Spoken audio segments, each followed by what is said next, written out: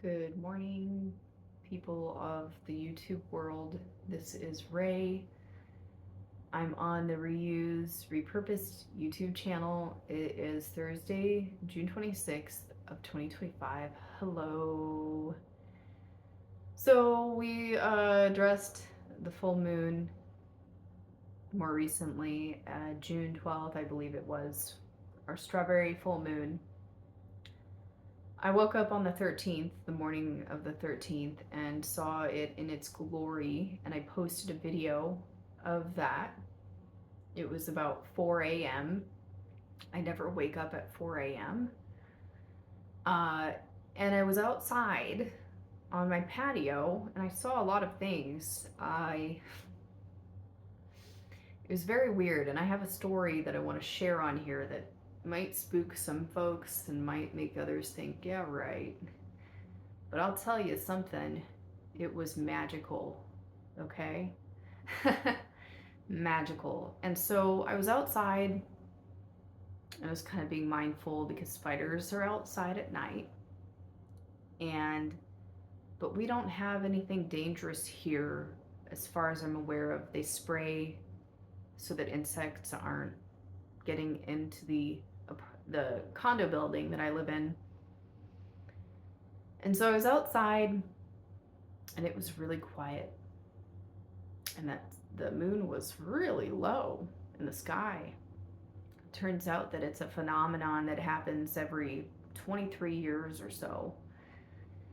And I just really was soaking it up. You know, they say soak up the sun. I was soaking up the moon. And I'm out there sitting down and I get footage. I'm tired and I'm looking around with a flashlight because that's just me. I'm kind of paranoid when it's dark and I can't really see what's around me. Like when you can't really see what's going on, you're not used to that, it's kind of scary. That's why a lot of people are afraid of the dark. They can't see what's in the dark. And we like to be able to see what's happening around us. We like to be aware so that we can sense danger and take action if we need to. And I was starting to realize that while I was out there in the dark. And I was like standing and I saw something move in the shadows down on the ground by the bus stop. And I thought, what was that?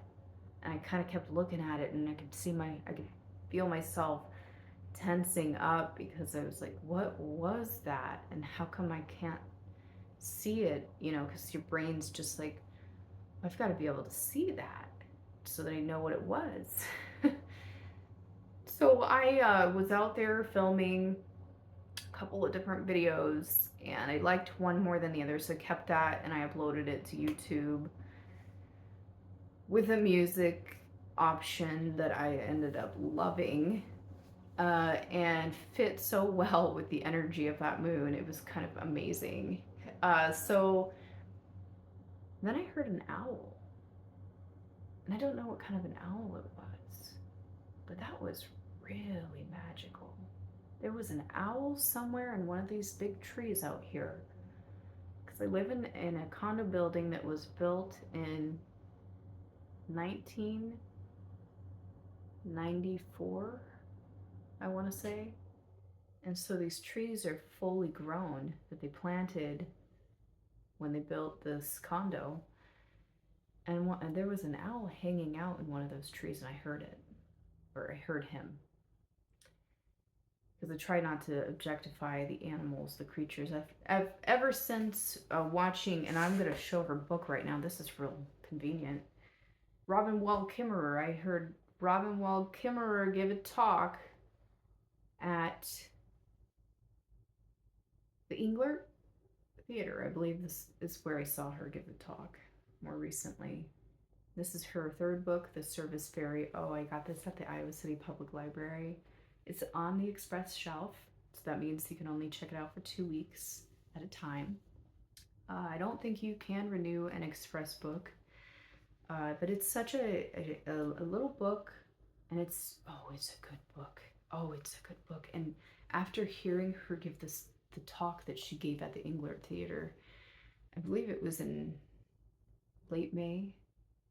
Um, I just can hear her voice when I read this, and I can hear her worldview when I read this. So some people might say, oh, it's probably better to read her book before you hear her talk. I don't know though. I'm so far I'm thinking what a blessing that I got to hear her speak before I read this book, because I feel like they're really interconnected, and you could go either way. I'm not saying there's a right or wrong answer, because it's not like that, but for me personally, I feel like, wow, this makes me feel more connected to this author, that the fact that I met her kind of, as an audience member before I'm reading her book, her third book. Her first book was Gathering Moss. Her second book was uh, Braiding Sweetgrass, which I did read part of and I would like to finish reading eventually. And I'd like to read her first book, Gathering Moss, as well. So this full moon, the strawberry moon, was very, very fascinating for me this year. Oh my goodness. Oh my goodness. The next day, because that was Friday the 13th that I saw the strawberry full moon, and a lot of people are like, oh my God, it's a scary day. It's, bad luck. I didn't get that impression. Um, I didn't see it that way because, if you believe that, then yeah, you're going to start to see things that you don't want to see. It's mind over matter, is basically what I'm saying here. No, so it was a very like interesting morning for me, and I didn't stay up after getting up. I went back to sleep. But I was up for a little while and I was thinking about nighttime, all of this life that exists at night that many of us aren't aware of, like the moths, the owls, um, the mountain lions, which I'm going to get to. And then I looked up before I went back in. I had a little flashlight on my phone and I looked up above the doors, the sliding door on my patio, and I saw these amazing orb weavers. I knew they were there because I had seen evidence. I had seen a beautifully woven, patterned web right next to the door one morning. Beautiful, perfect looking web.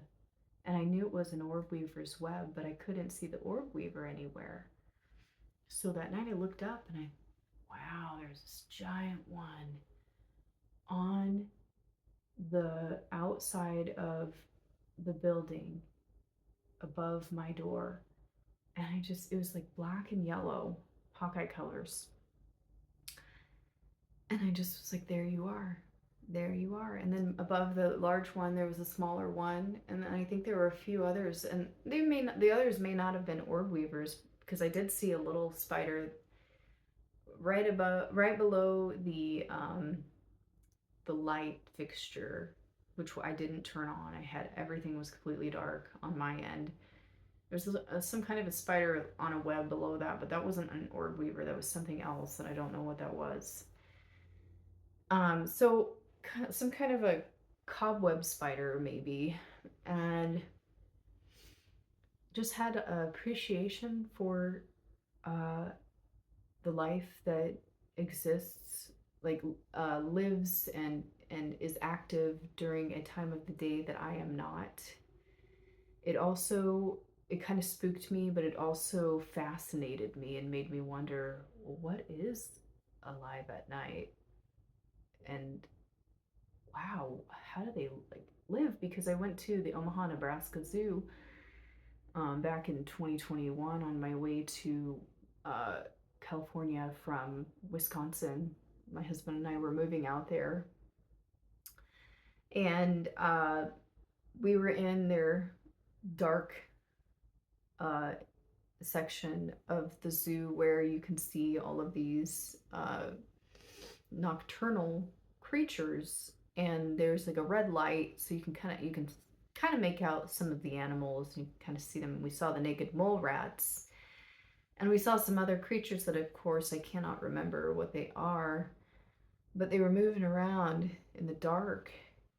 And it was just such an odd experience. like they think it's nighttime, and so they're active.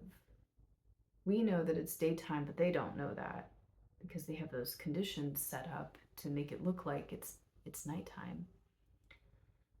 And it was very odd. I think the aardvarks were in there now that I'm remembering. I think the aardvarks were in there. And we could just barely see them because like that red light just kind of was just light enough to where we could make out movements of these animals. And the naked mole rats, they are a fascinating species. Eusocial, just like bees. And they can live for a very long time. A lot of us know that rodents like mice and rats don't live to be very old. So it's not easy to have them as pets unless you're gonna have them reproduce, and then you can continue their genetic line and have their family members, be your pets. And that's one way that you can extend the life of your rodent in a way. Which I did have. I did get to witness a litter of mice born because I bought a male and a female when I was in my early 20s, and they mated. And she got pregnant, and she had a litter of, I think, 15, maybe 16 mice. Three of them died from. They didn't fully develop. They It's like there were so many mice that mama couldn't keep up with feeding them all, and they were not really fit for survival, unfortunately. And I did what I could to keep them alive. I just didn't have the experience that I needed to nourish, provide them with nourishment to help them live. But like, I couldn't really care for all of these mice, these baby mice. I had to give some of them away to a pet store that used to exist called Pet World, which was not a great experience, and I won't go into that. But I sold one of them, uh, and then I kept the rest. So I donated like 5 females and 2 males to Pet World, and then I sold a male, and then I kept the rest. So, and they didn't all live to be very old. Um, but I had them all in individual tanks, except for the females. The females got along really well. I socially experimented without even knowing it at the time. I uh, ended up buying or adopting 3 white mice. They were albino, they had red eyes, from a coworker of mine, and paired them with one of my female mice and named her Princess. And they were all sisters. The 3 white mice were sisters, and so putting them with Princess, they didn't like that. They weren't socialized together. They didn't accept her, and Princess kind of forced herself onto Luna. Luna was the biggest white mouse that I had, and she swelled up real big, like she had tumors or something, and then she died. I thought she was pregnant at first. I didn't understand what was going on, and I think she had cancer, and she died. And Princess was left alone because the other two, I don't remember what I did. I think I gave them away because I would just end up with so many mice at that time in my life. I just would take on too many. And so yeah, I had raised a lot of mice at one point in my life. The males are very stinky. They leave a scent trail with their urine, and it gets all over you. It gets in your hair. So I would wear clothing that it was specifically for handling mice. And the females, they'll urinate into little puddles. So they don't urinate as often as the males, but when they do, it's a puddle of urine. And it doesn't stink as much, too, is the other thing. But the females would come up to my hair and they'd want to play in it. And they'd make their little high pitch. Sometimes I could hear the little high pitched noise they make, but for the most part, you can't really hear it because it's out of our range of hearing. And so, yeah, it was a very interesting experience to raise mice. But like I was saying, the naked mole rats, that was a bit of a tangent there. bringing back memories. Naked mole rats will live way longer, and their skin just looks so healthy. And they're experimenting on them to learn how to learn how we can live longer. It's pretty crazy. So went there nighttime. Okay, nighttime. Back to what I was getting at. The next day, so it was June 14th, I was out on a walk at Kiwanis Park, which turns into Willow Park. There's a creek called Willow Creek. You can follow it along the path. There's kind of an off-beaten path. You've seen some of my videos where I've posted footage of the cottonwoods, these giant cottonwoods that live along this Willow Creek. There are points along the path where you can see the root system, the very intricate root system that is connected to the creek. And these trees, they require this sandy substrate of soil to live in alongside water. They're sort of like willows, I believe. And I was walking, I came back to the parking lots where the condo buildings are. Mine is kind of in the middle from the direction I was moving in. You could see the pond where some of the bank was exposed, and I was real fascinated by that. And I was like, how far in does the bank dry up this time of the year? So, and there were some mallard ducks hanging out, probably molting, as I've more recently learned, alongside this bank on the pond. I think it's called Mallard Pond. I'm not really sure. But I was walking along. There's a rail. There's some railing on the ground. There's some railing, at your shoulders and below. And there are a bunch of like saplings coming up through some of the railing, outside of the railing, against the pond. And there's a little bit of a walkway down there, but right now it's so blocked off by all of these saplings that you can't really walk there. And I came upon a tree that had a really interesting leaf shape, so I said out loud, like I sometimes do, especially in nature when nobody's around, and I said, I don't know what this is. And all of a sudden I hear something in the bushes outside of the railing. And I go, wait a minute, what was that? You pause, what was that? Am I just imagining this? I go, is somebody there? And I hear it again. And it sounds like my stomach growling from hunger. And it's louder than I would expect my stomach to sound when it's growling from hunger. So I go, is somebody there? I hear it again. I go, do you need some help? Are you okay? And I hear it and it's louder, and I'm like, wait a minute. I go, I think I better leave. I'm gonna leave. I said, I'm going now. And I look back and I'm like, what in the world was that? And I even said, that's the other thing I said while I was there, is that my stomach or is there somebody there?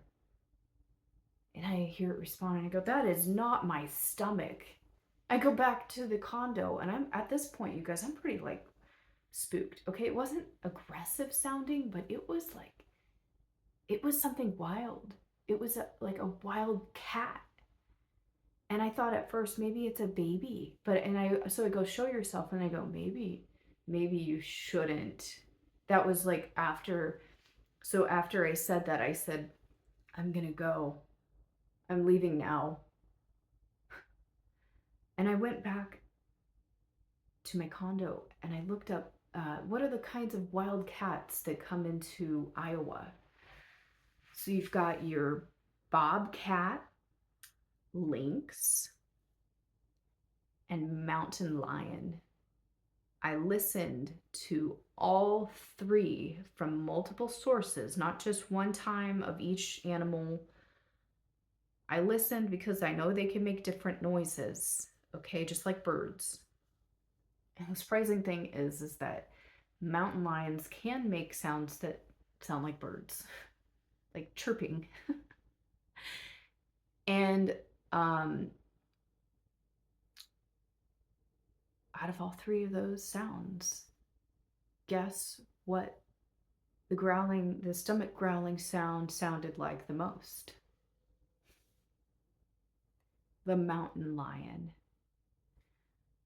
And I'm not making this up. I'm very good at discernment at this point. I listen to bird calls, and I know that there are so many birds that make different calls. Like the catbird can impersonate all kinds of different calls. My husband, he goes, maybe it was catbird making sounds like a mountain lion. And I'm like, maybe, but at the same time, it felt so strange, so foreign. This experience where I was talking to myself, and then some creature was responding to me, and it wasn't like aggressive. It wasn't like wow, wow, like that. It was like kind of muted, like the animal didn't want to be noticed too much, but the animal was responding to me because I was right by it. I had all this railing protecting me, you guys. I got scared. I stepped back and I looked and I said, what if this mountain lion can jump up this railing and get to me? But at the same time, if it's a wise mountain lion, which I am super certain there was a mountain lion resting down on that path that is covered in saplings alongside the pond. I am absolutely certain that it was a mountain lion. I don't know if it was an old mountain lion, a young mountain lion, or somewhere in between. I don't believe now that it was a cub, which at the time I was kind of wondering because of how quiet it was. It was like powerful, but it wasn't in your face aggressive and threatening. It was stating that it was there. And my thought process is he was just passing through, and it was a great spot to rest because it was so well hidden and there's access to drinking water. So this was a mountain lion on a journey passing through in my backyard where there is a pond. And I have to say, ever since that encounter, I've been both like dumbfounded and slash mesmerized and paranoid.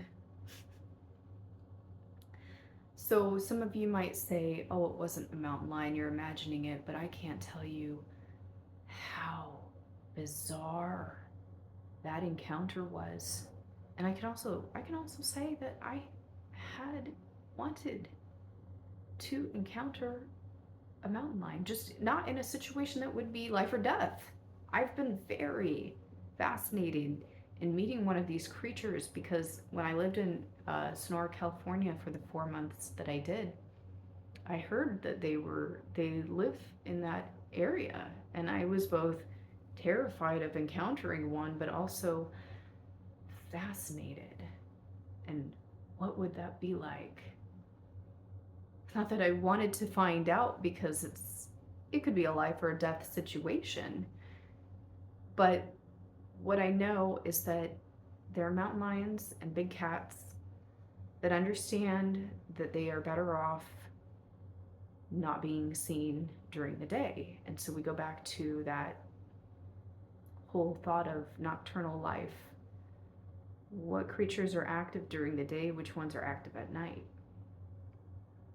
Mountain lions tend to be more active at night. So my husband and I, we talked about it because I shared that with him and he said he believed me, which I thought he wouldn't. I mean, I was really like, who's going to believe me that I had this rare, somewhat indirect encounter with a mountain lion?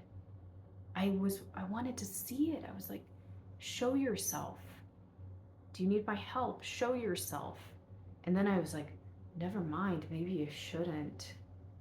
because there are like parts of our subconscious mind that we want to see, and then there are other parts where we're like, maybe I don't want to see that. And that's how it feels for me ongoing when I am going to counseling and whatnot. That's another story that, I don't need to share. It's like another tangent we don't need to go down, right?